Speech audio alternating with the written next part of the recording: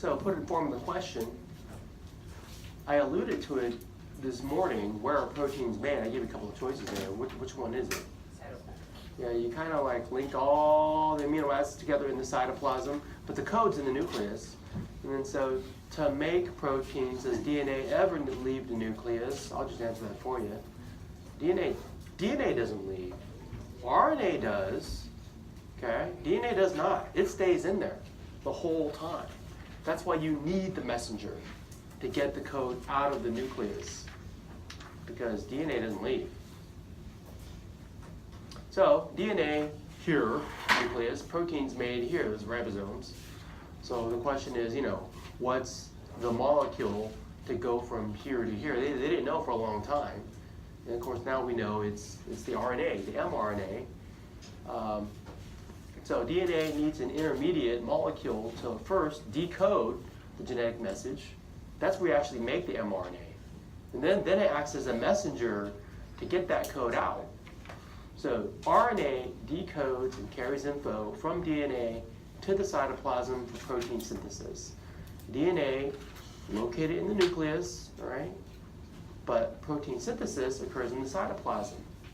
The genetic information, the nucleotide sequence, is decoded by RNA, which then moves to the cytoplasm where it orders up the amino acids. That's the translation part. Okay.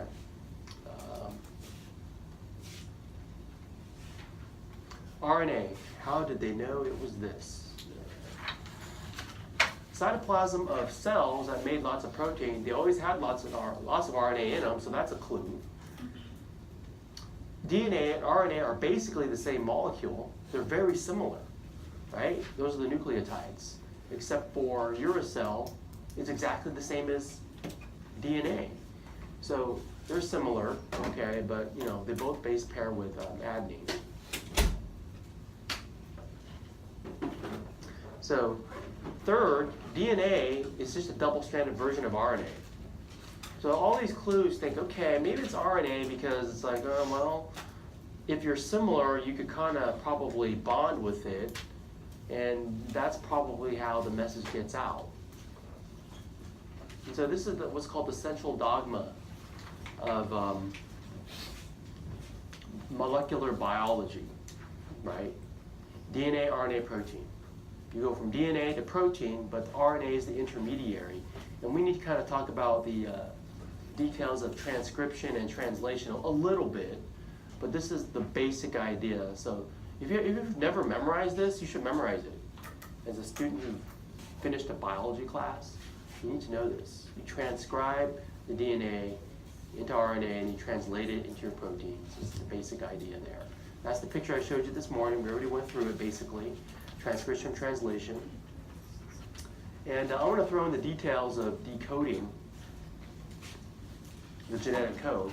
But first, we have our 3 types of RNA that I defined before the break this morning. I defined three types of RNA as tRNA, mRNA, and rRNA. And early on, they did experiments to figure out the different kinds and how much of the different kinds of RNA there were. And they found that a lot of cells, 80% of the RNA, they just called it number 1. 15% of the RNA called it number 2. And a very small amount, 5%, was like the RNA 3. Now, we now know it has one of these functions. Okay? And this has the most important function, to get the code out of the nucleus. As it turns out, when I usually ask students this, ask them, well, which one do you think is the mRNA? Instinctively, students say, well, if it has the most important function, it must be the most quantitatively. And they think it's A, because it's 80%. And it's not. It's actually 5%. The smallest amount actually has the most important function. Okay. And it turns out the rest of them, our RNA is about 80%. Okay, this is about 15%. But the quantitative numbers don't matter for this class, but I thought that was a pretty interesting fact. What's important for this class is that you understand the process. Now you have lots of fancy pictures in your book that you could look at. They're not really meant for me to teach from. But all morning I've been saying, yeah, transcription that happens in the nucleus, translation that happens in the cytoplasm, that's the basic idea. And that the role of enzymes are important. Because now that Watson and Crick did their thing in 1953 when that paper came out, for geneticists, the 50-year quest was done. It's like, okay, it's up to biochemists to figure out how it actually works, right? And then for transcription, you need enzymes. So those enzymes are shown, we won't get into a lot of the enzymes. For transcription, enzymes that make RNA are known as RNA polymerases.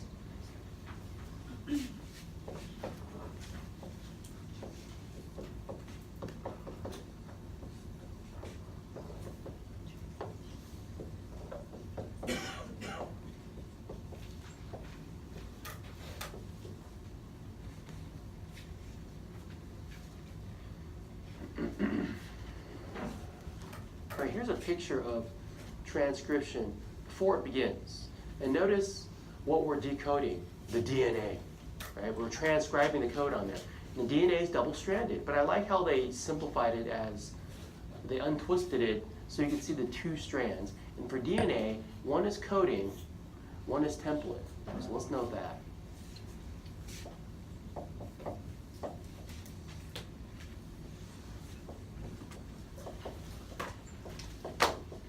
Remember, the strand is a bunch of nucleotides, A, T, C, G, in some order, linked together, called coding strand, or template strand.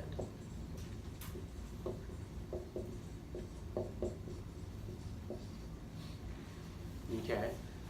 The RNA polymerase is shown there. There's a promoter region and the termination signal. What's in between is the gene that you're going to transcribe. So at the bottom, they show you this little replication initiation bubble thing. With the help of transcription factors, which you don't have to know, the factors, the RNA polymerase, they bind to this promoter region that pries apart the two DNA strands.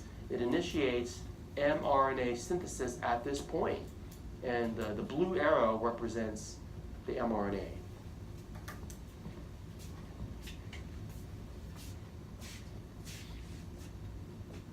So I'll put in red this promoter region.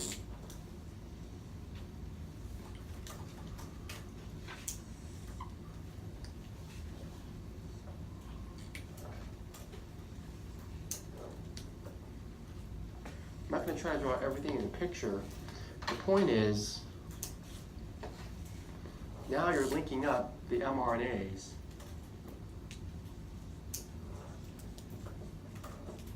And it looks like you're reading not the coding strand, but the template strand in this figure. Because you only base pair with one strand, not both. So when you elongate the transcript, this will be called initiation.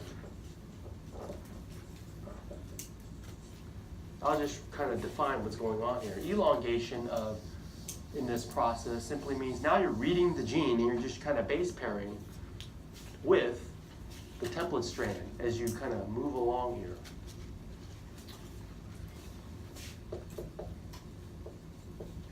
So it's elongation of the mRNA transcript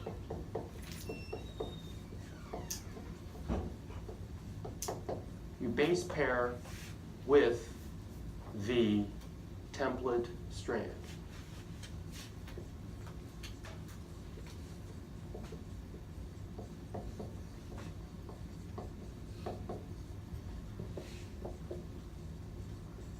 You're just going base pairing until you get to the end of the gene. When we get to the end of the gene, there's a termination sequence which, well, you know, when reached, they just all are released.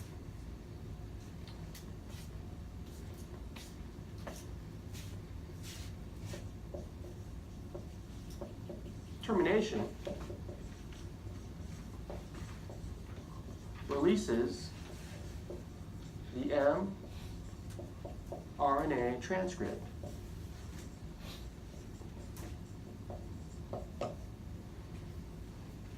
That's what's shown there. And so I kind of wanted to do some practice with this. And Like for example, given the coding strand, what's the template strand, what's the codon strand as a result of that? So for example, as a practice exercise,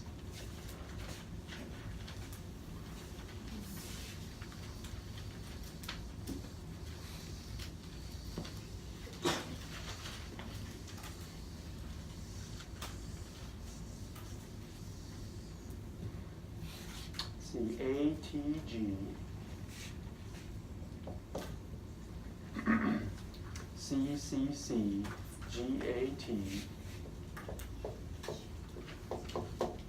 and the last triplet sequence is TGA. And I'm telling you, given DNA coding strand,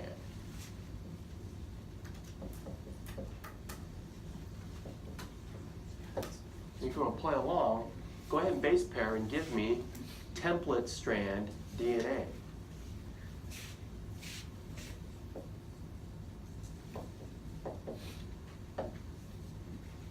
You just do your base pairing. It's DNA. It goes with A, T, A, GGG, CTA, ACT. Okay. Given one strand, the other one is automatically determined. Coding and template for DNA. Now, basically, now I'm saying, okay, well, the base pair for transcription. You're going to transcribe it, but you actually base pair with the template strand. Okay.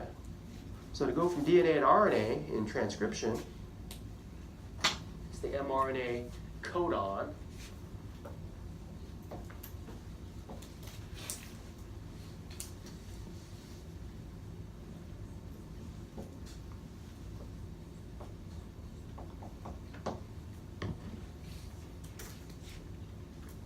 T goes with A, U, G,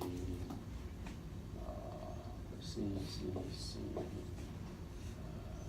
G.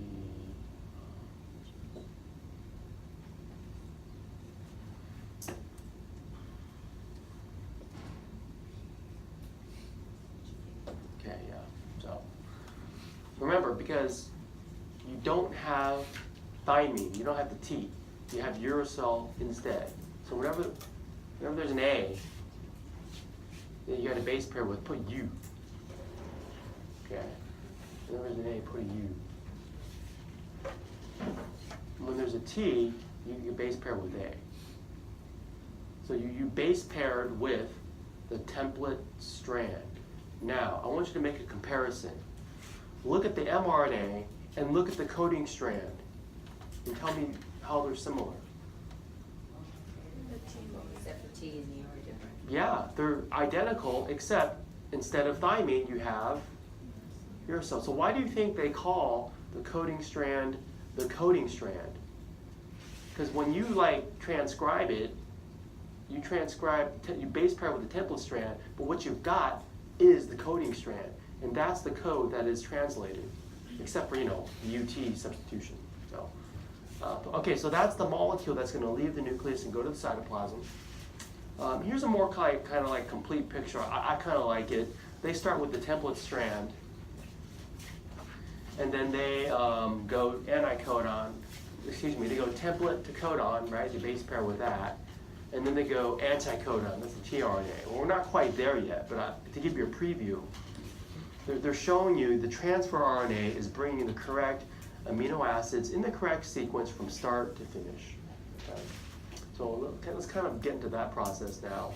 But so to figure out which amino acid is the correct one given the code, it depends what kind of table you use. I think the one I'll use in this lecture and for your exam will be one where the genetic code is based on the mRNA codon.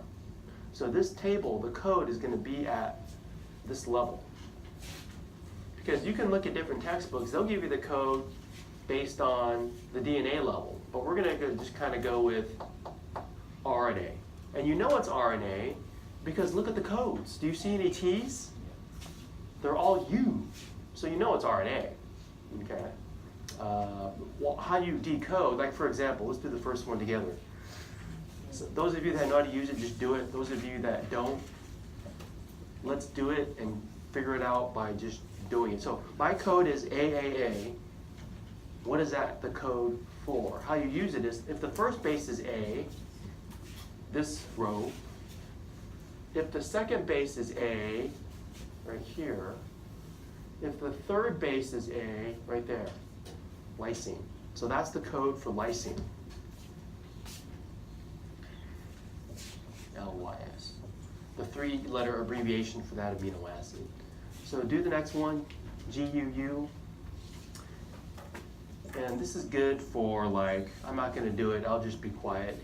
You do it, and if you're having trouble, talk about it with your neighbor. Okay? Give you 1 minute, do the rest.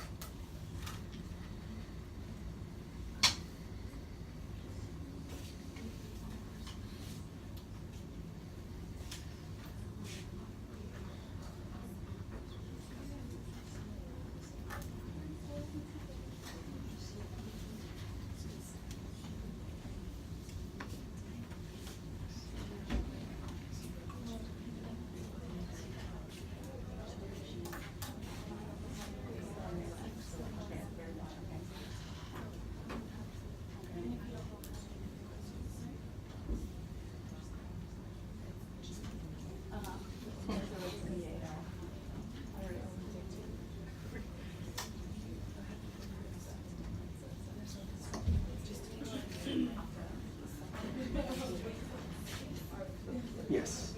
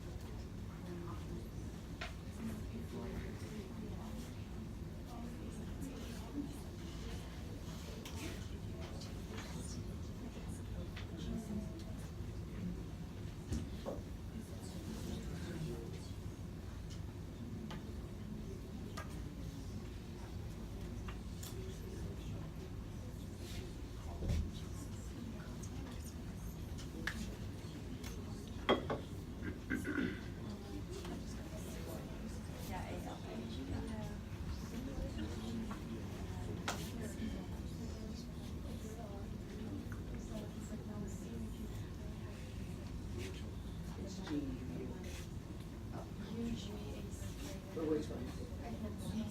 The second one down?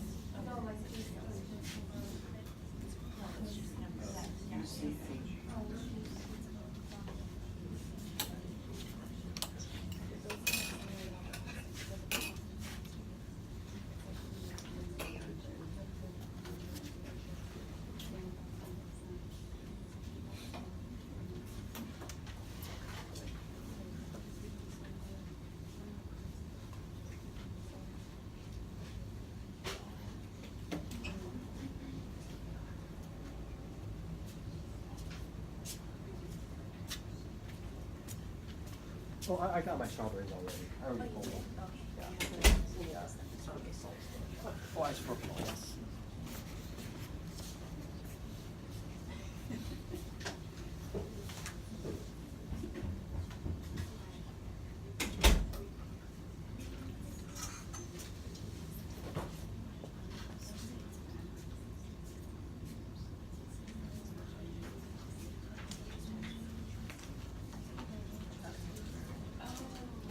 All right, you guys have any problems with that?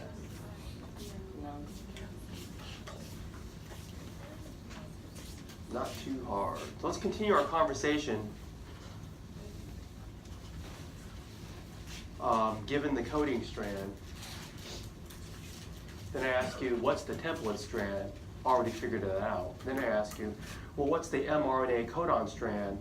Already figured that out. The next level of translation is where you got to go anticodon, tRNA. I don't have orange. Maybe I do. Get back orange to be consistent with that.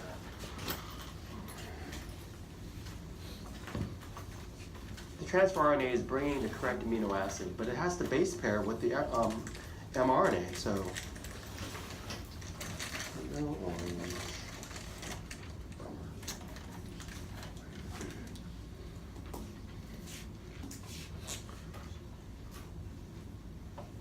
tRNA, anticodon. Same thing, now you're base pairing. A, U, A, C, G, G, G,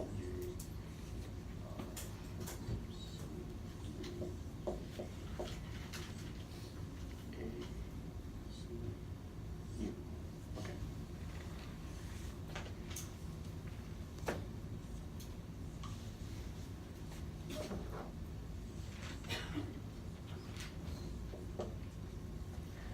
So how you want to do it is, you do your base pairing, but then when you read the table, you read at the mRNA level. So what I'm going to do is, I'm going to read for AUG. AUG is right there. I know it's like the methionine, that's the first amino acid, which also means start. Okay, let's start making the protein. The next one, I base pair GGG with CCC, so I look for CCC on the table, because it's at the mRNA level. CCC, right here. Proline, PRO.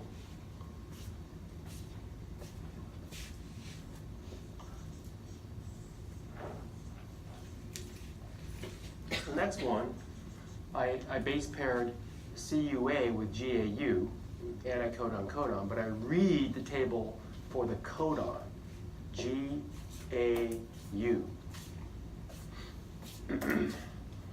There's GAU, aspartate, ASP.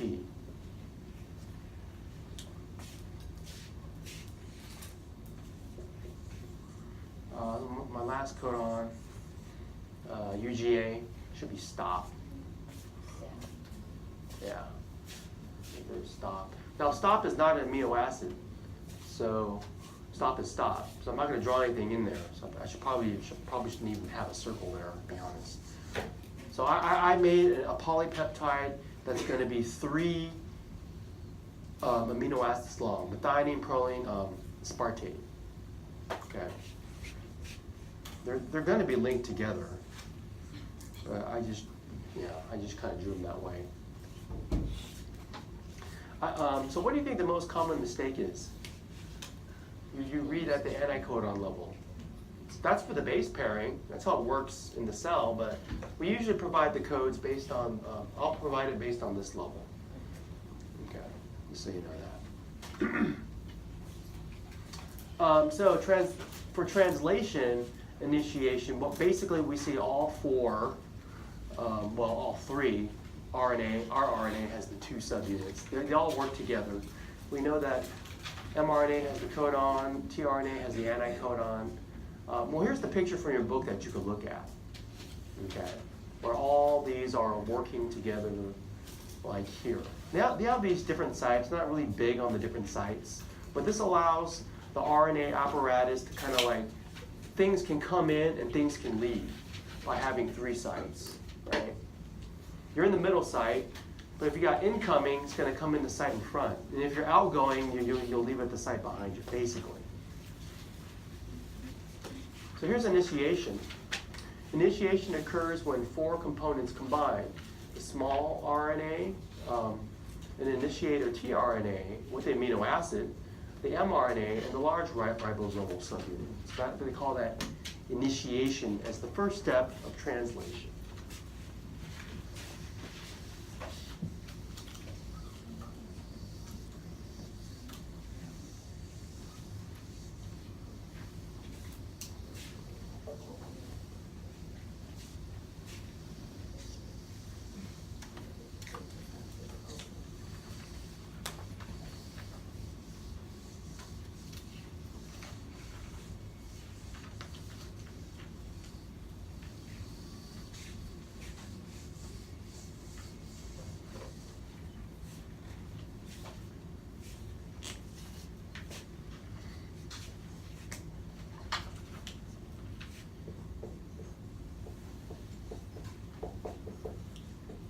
I'll just say all RNAs come together.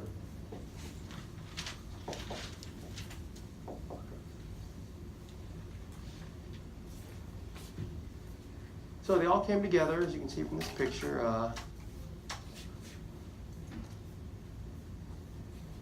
Then they have elongation. Okay, elongation. Amino acids are added one at a time to the growing peptide chain via a process that has 3 repeating steps. So you're at the middle one, P site.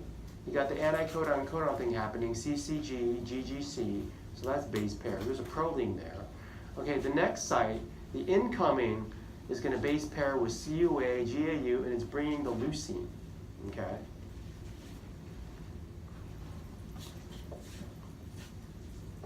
Next tRNA.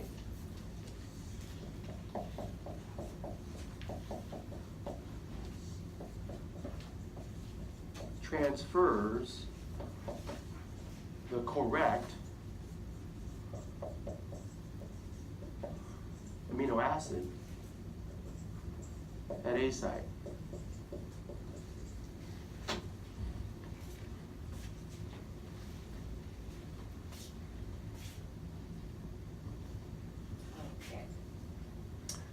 Then they show the peptide bond formation. In the example, the correct amino acid was leucine, LAU. We keep track of the LAU in the picture. It's coming in on the left, and then when it's all base pair, the P next to A, what they do is they transfer the proline to the leucine. Okay.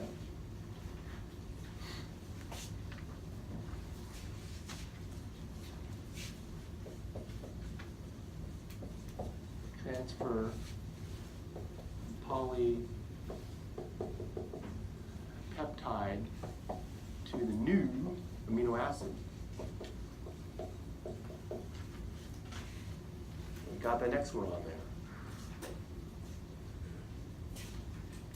And then translocation, like they're moving to the next codon sequence, and you release the previous RNA. Let's say translocate and release previous tRNA.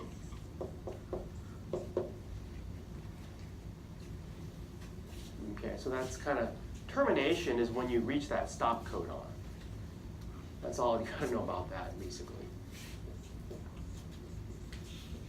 And termination, by definition, reach any of your stop codons.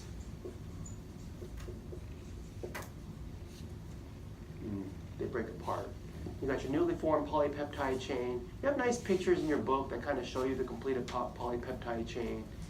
I think what happens to the new polypeptide, some just enter the cytoplasm, some enter the ER, right? We talked about that. The newly formed polypeptide, it may contain a signal recognition peptide that directs it to the ribosome, mRNA ribosome complex toward the ER. And there's a nice picture of that. I thought I'd picture it here. SRP, I'll take note of that. It's a detail that could get lost.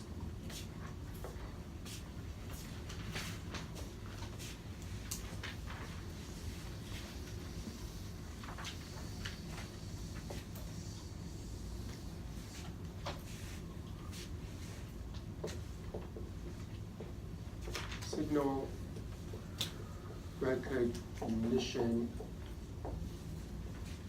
peptide, SRP, of the newly formed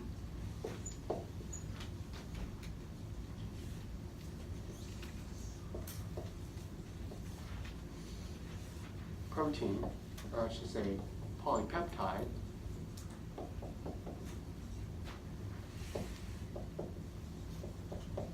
directs it towards the ER, the endomembrane system, for further processing.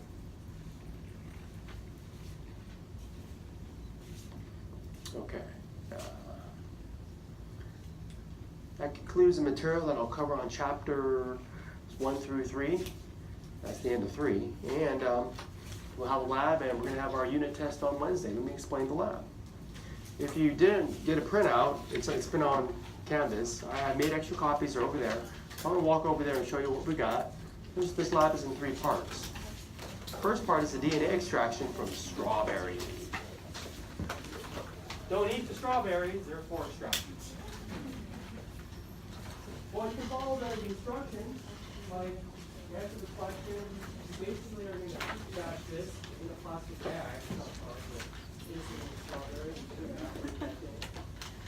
We have nice detergent and salt solution to help. Well, a detergent, remember what cell membranes are made out of? Lipid. So lipid is good for separating the DNA from the cell membrane. There's some salt mixed in lipid. We got a little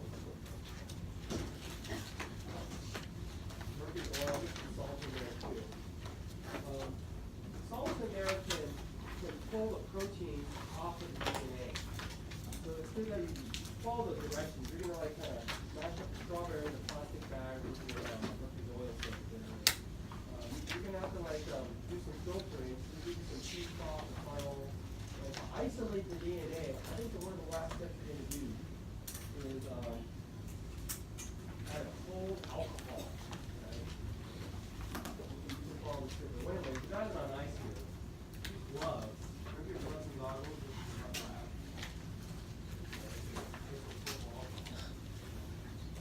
I gotta check you off. All I grade you on it is, I just want to see the DNA. I'm going to come around step number 9. That's kind of where I put my initials in there. So all your group did it. Okay. Pretty much, no one has a problem doing it. But better ones, I can tell. DNA should be clear and blue. Okay. Clear and blue. You can spool it around your little stick. The second part is a DNA model. If I grade you for it is you successfully make it. And here, look. And you go, oh, you did it. I check you out there. The third step, I have these protein kits. You don't have to use them in terms of using a whole kit. But in here are mRNA. You need that. Okay. So it's like I give